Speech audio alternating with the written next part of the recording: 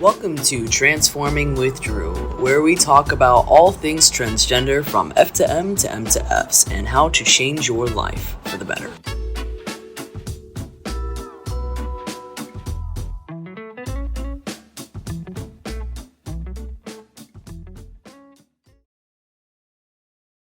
Hello, everybody. Welcome back to Transforming with Drew, and I am pleased to introduce our guest. We are talking to all things trans, Mr. Tahj Bradley. How are you doing today, Tahj? Hey, I'm doing great. All right. So, would you like to introduce Another the audience day. with a little bit about yourself? Well, my name is Tahj Bradley. I recently just had my 1 year ban on testosterone on the 10th. I did a little photo shoot for that. Um, I mean, everything seems to be going pretty good. I'm trying to get things together for my top surgery. I'm pretty excited about that. I really wish I could hurry up and get it. And yeah, that's pretty much it. Okay. So, what are you trying to do for? Where are you trying to go for surgery?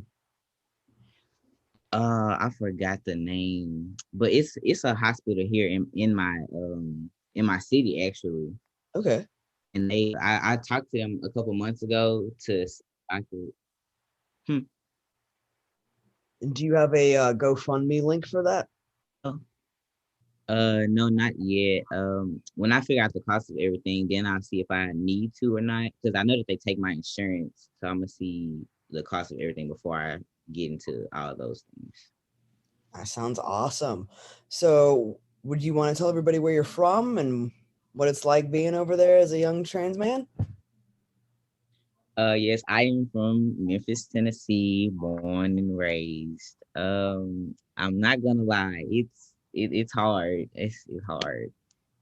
Um, when I was in middle school, it was really hard for me to be myself. Like I was really in the closet in middle school, and the people there just made it worse because there were a lot of rumors and stuff going around. But once I got to high school, my ninth grade year, I came out as bisexual actually. Okay. And ever since then, I just never cared, what anybody thought about me or what they had to say.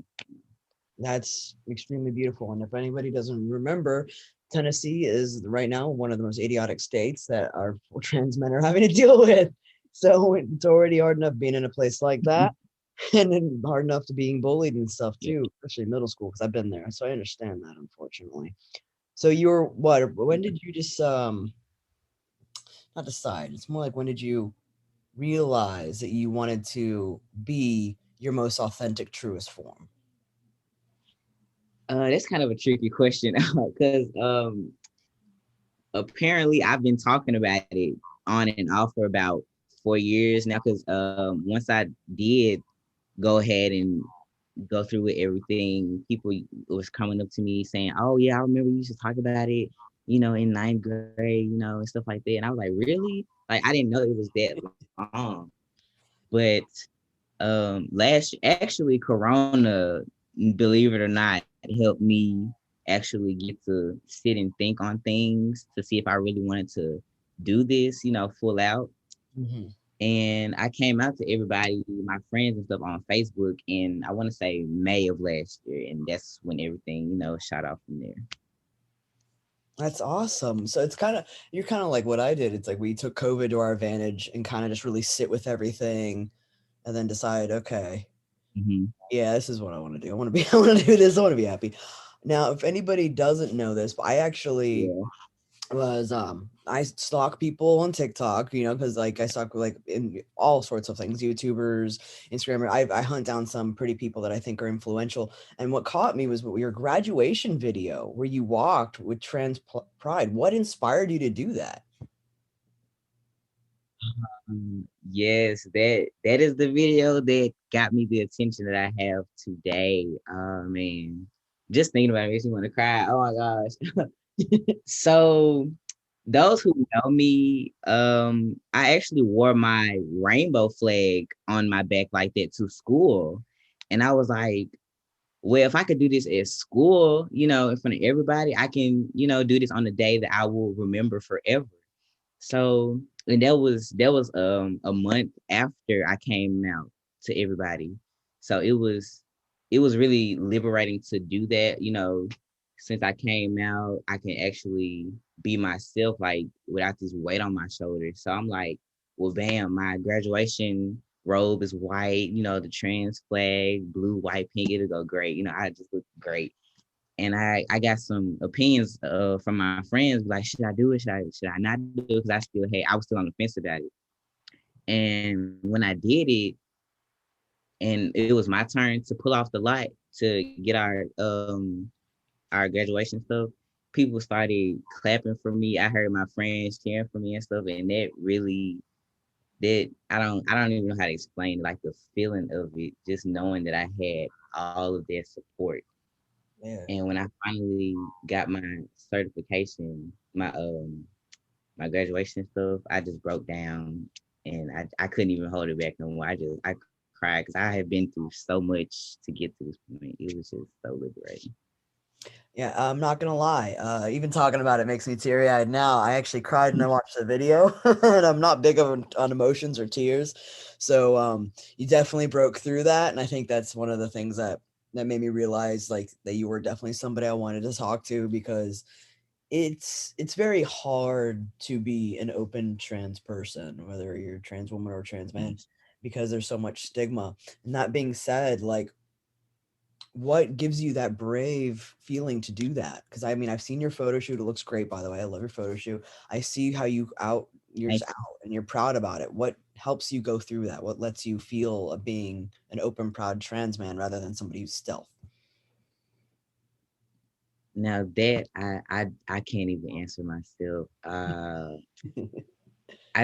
really want to say it has to be something rooted with not within within being bullied Hmm.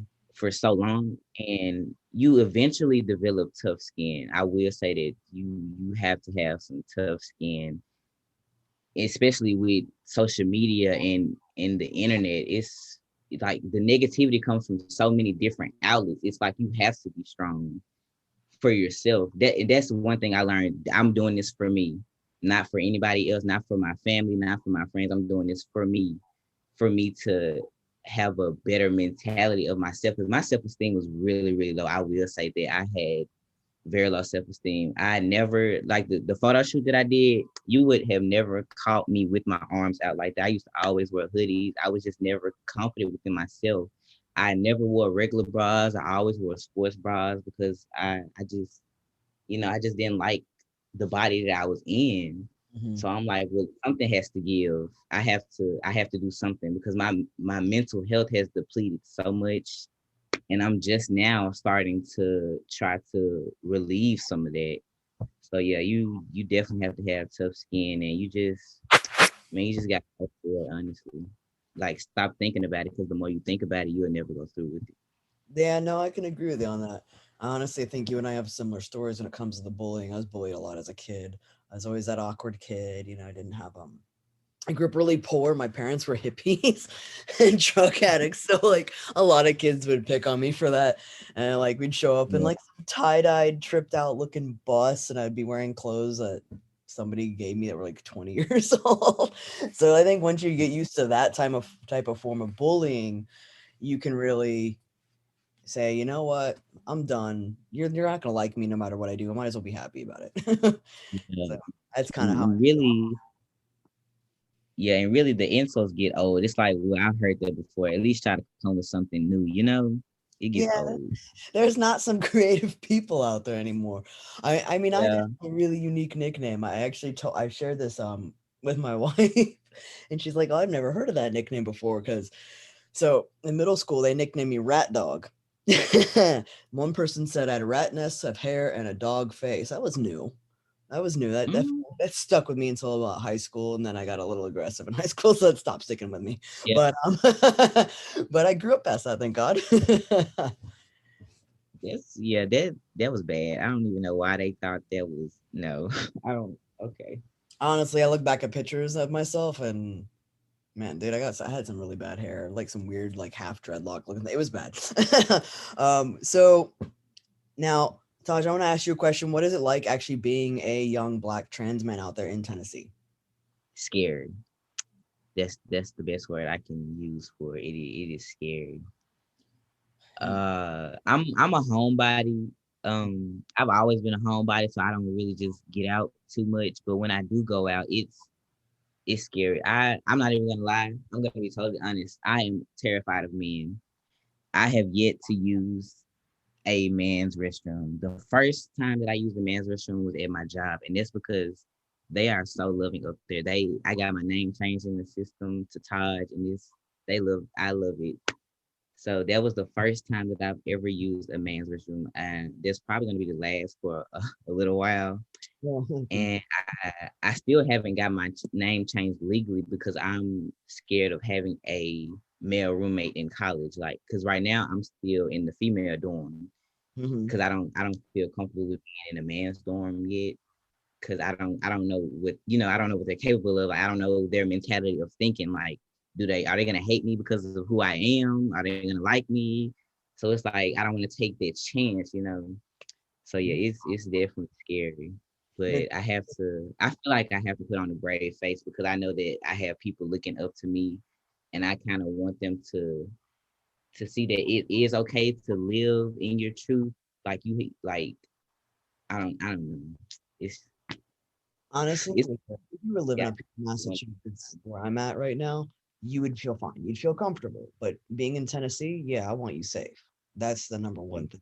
I have trans friends in Tennessee. I've some in Knoxville. I've some in I can't count. It's like an hour down south of Knoxville. I can't remember where he's at, but he's down there somewhere, and he has trouble too. So I rather you be safe, 100% safe. And if that's literally waiting on the name change, I'm perfectly fine with that. And I guarantee you our listeners are fine with that too, because we don't need to lose anybody else. We're already losing too many people, as we already talked about before.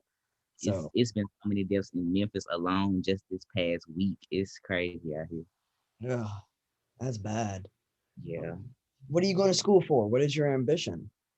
I was going for business administration, but I just changed it to communications because I want to take this like this what we're doing now. I want to take this serious because I see the foundation that I'm creating on TikTok and how Mhm. many people look up to me, and it's crazy because I never thought that me, like somebody from Memphis, Tennessee, out of all things, could be something so significant to other people. Like I got in so many comments saying that I was an inspiration for them to do the same thing that I did in my graduation. So I'm like, if I have this type of hold on this small of a crowd right now, man, I can be something greater. So I want to take this serious. You really could. And I think that's the purpose of what I'm doing is reaching out to the people that I see greatness in and to see people that are going to be the influencers, the people that are going to change lives, because that's what we need. We need more people who are out there. My wife is very scared almost on a daily basis if I go outside, even though we're in a nicer area, like when it comes to transgender people. But with the way that the United States is fighting with everything, she still worries because I grew up watching Boys Don't Cry. And when I Hmm. watched that movie and I saw what they did to Brendan, I internalized so much fear. It was scary. I mean, I was petrified. I remember one time just like not even wanting to like tell anybody these issues. So when I tried to come out, I think I was about 19 when I regionally wanted to transition, and I was telling an ex-girlfriend and she reacted badly. And then I internalized even longer. And here I am now 33 transitioning, but I am seeing these great, strong, wonderful younger influences, and I want their voices to be heard. And I want people to see who they are, because that to me is the most important thing. So, Taj, if you were to have any advice for any young trans person, what would it be? Do it. If you're thinking about doing it, do it. If you already started, keep going. Do not stop. I will tell you this: it is not going to be easy at all. I still have days where I want to just stop the whole process because it gets overwhelming at times because you are putting a new and foreign thing in your body. So it's gonna imbalance your hormones. You're gonna be mildly to severely depressed on some days. And even if